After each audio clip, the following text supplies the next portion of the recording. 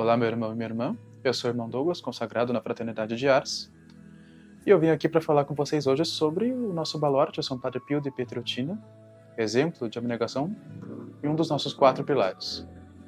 São Pio de Pietrelcina nasceu em 1887, apenas 17 anos após a unificação da Itália, numa província no sul da Itália, na cidade de Pietrelcina.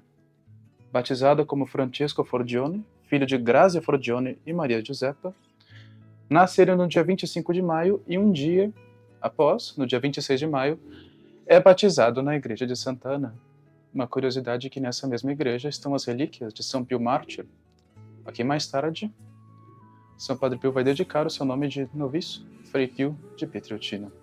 Aos 5 anos, já desde pequeno manifestando grandes sinais da ação da graça de Deus na sua vida, o pequeno Francisco Forgione faz um voto a São Francisco de Assis e ao mesmo tempo começa a ter as suas primeiras visões com Jesus, Maria e seu anjo da guarda, constantemente interagindo e brincando com eles.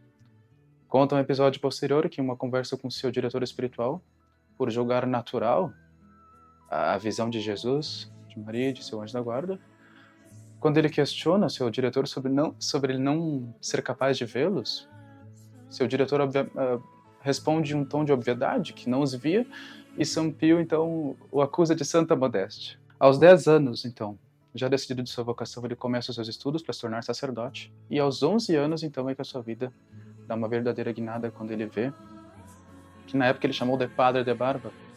Acontece que antes do Concílio Vaticano II, era vetado aos padres ter barba, com exceção de uma única ordem, que era dos frades capuchinhos. E São Pio manifestou um desejo de ser, então, um padre de barba, então só lhe restava, obviamente, seguir o caminho dos capuchinhos. Ele se torna, então, noviço aos 15 anos e é ordenado já aos 23 anos, no ano de 1910, que será o mesmo ano em que ele terá a impressão das chagas invisíveis de Nosso Senhor Jesus Cristo.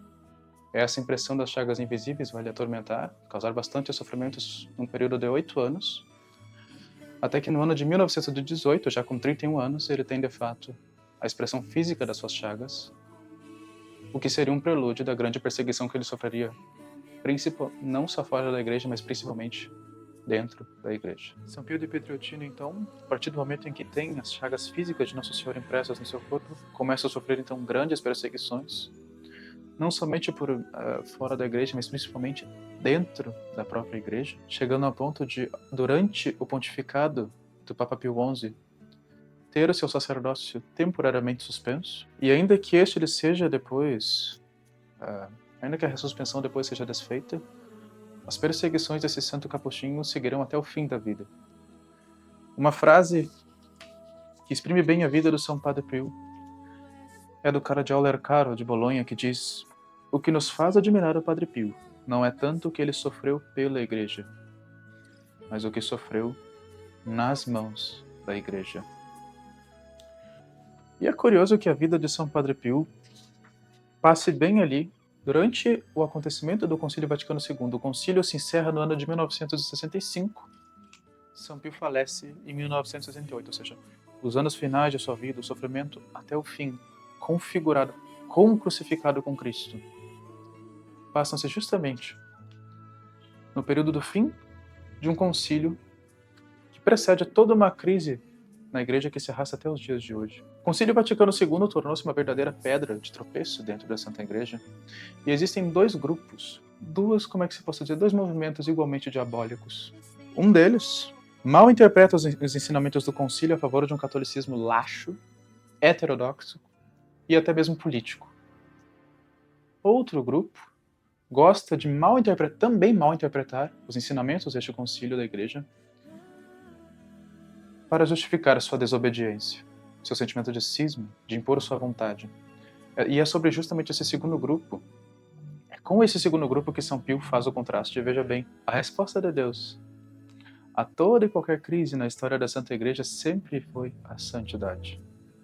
E com São Pio não foi diferente. Na verdade, os santos são justamente esse luzeiro que Deus usa para guiar sua igreja nos tempos de crise. Diz o nosso Senhor Jesus Cristo no Santo Evangelho: não se acende uma lucerna e se põe debaixo do alqueire, mas sobre o candeeiro, a fim de que dê luz a todos os que estão em casa.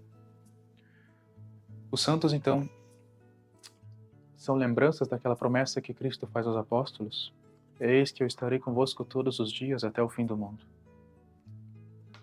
São o nosso norte nos tempos de crise, justamente para que, como a própria promessa do Cristo, do Cristo se cumpra, que as portas do inferno não prevaleçam sobre a igreja, que a confusão não se instaure e a desordem absoluta tome conta. São Pio de Pietrelcina, então, justamente esse santo que sofre muito nas mãos da Santa Igreja, mas que vive e morre como filho desta. Vive e morre por amor à Igreja. Ele faz como São Paulo. São Paulo diz na carta aos Colossenses: completo na minha carne o que falta ao sofrimento de Cristo, pelo seu corpo místico que é a Igreja. Isso é uma coisa interessante porque diante de tanta perseguição injusta, tanta calúnia, São Padre Pio tinha todas as razões do mundo para se revoltar.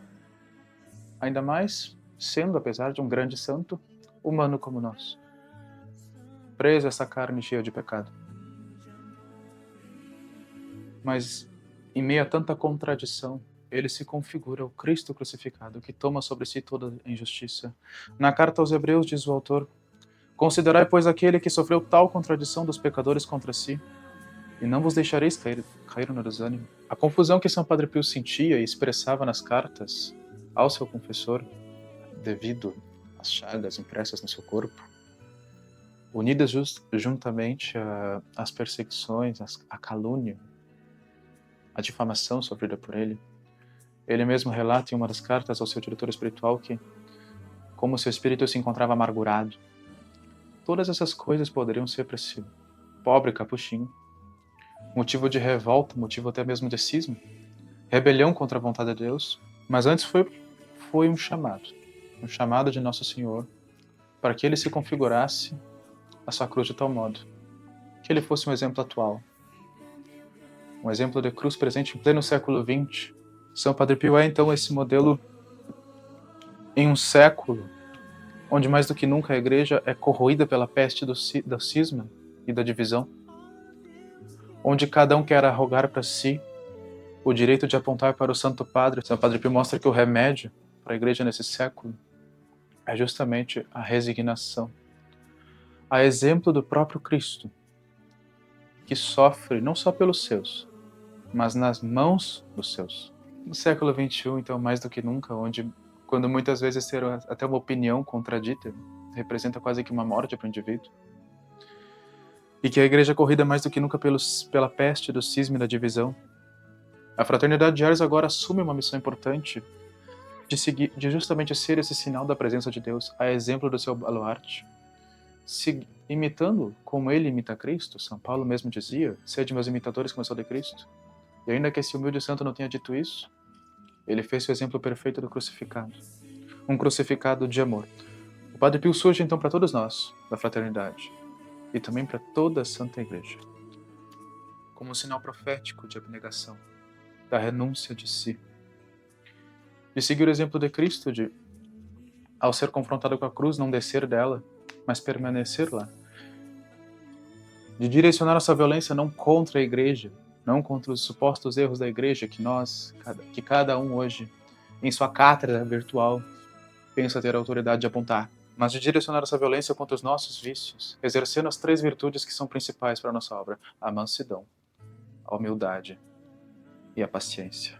Suportar as contrariedades, abraçar a nossa cruz, sofrer por amor daquele que sofreu por nós. Eis a missão de cada consagrado dessa obra, justamente inspirada a nós por esse grande santo. A grande devoção do São Padre Pio à Santíssima Eucaristia e à Santíssima Virgem Maria também são sinais para nós de quais são as armas que vão ser empregadas nesse combate final, que vão ser empregadas justamente na nossa missão profética, de sermos um instrumento de santificação para os últimos tempos, ao mesmo tempo em que ele também é um modelo vívido da luta espiritual que cada sacerdote vive no seu cotidiano. E um lembrete da nossa missão comunitária de promover não só o amor eucarístico, mas também a oração por todos os sacerdotes da Santa Igreja. Por fim, São Padre Pio sintetiza o próprio ars do nosso nome: adorar Jesus Cristo com a nossa vida, reparar com os nossos sacrifícios com amor, e servi-lo até o fim, pois, como diz o escritor da carta aos Hebreus, Ainda não resistimos até o sangue combatendo contra o pecado. São Padre Pio é, então, um modelo para todos nós, consagrar os aspirantes e aliados de como será a luta para a santificação nos últimos dias. Que São Padre Pio, neste dia, interceda por cada um de nós, para que, seguindo o seu exemplo, ofereçamos o sacrifício de cada dia, a resignação, a violência interior, a renúncia de si. Que nos seja também modelo de renúncia dos nossos gostos, das nossas opiniões, das nossas ideias, e nos ensine o caminho para o céu, que é um desde sempre, o caminho da cruz.